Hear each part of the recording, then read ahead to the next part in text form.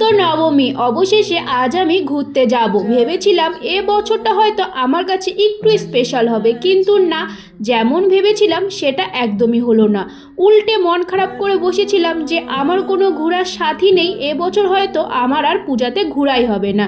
কিন্তু তোমরা তো জানো আমার অল টাইম যেখানে যাই সেখানে কিন্তু আমার দাদা আমাকে নিয়ে যায়, আমার একমাত্রই ঘোরার সাথী। তো দাদা বলল চল আজকে তোকে একটু ঘুরাই নিয়ে আসি। তাই আর বেশি কথা না বাড়িয়ে এখন কিন্তু আমি পট করে রেডি হয়ে গেলাম। আর এই কুর্তি সেটটা কিন্তু এবছরে আমার মামা আমাকে দিয়েছে। কেমন হয়েছে অবশ্যই কিন্তু কমেন্টে আমাকে জানিও।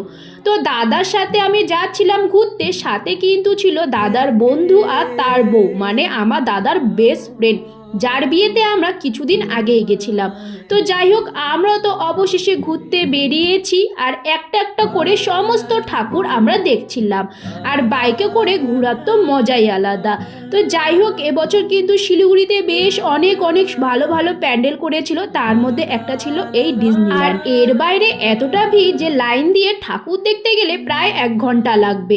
তাই এই ভাস্তার মন রাখতে আমরা কিন্তু টিকিট কেটে ভিতরে গেছিলাম ঠাকুর দেখতে।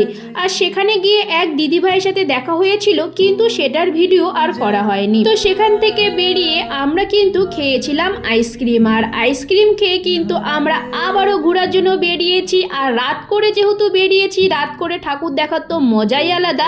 ভেবেছিলাম সারা রাত দেখবো, কিন্তু আমার দাদা আর দাদার বন্ধু যেহেতু এই সাইডটা আসে না, তো তারা রাস্তা গুলিয়ে যাচ্ছিল।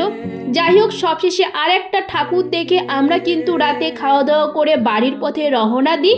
আর তোমরা কবে কবে ঠাকুর দেখতে বেরিয়েছিলে অবশ্যই কমেন্টে কিন্তু আমাকে জানিও।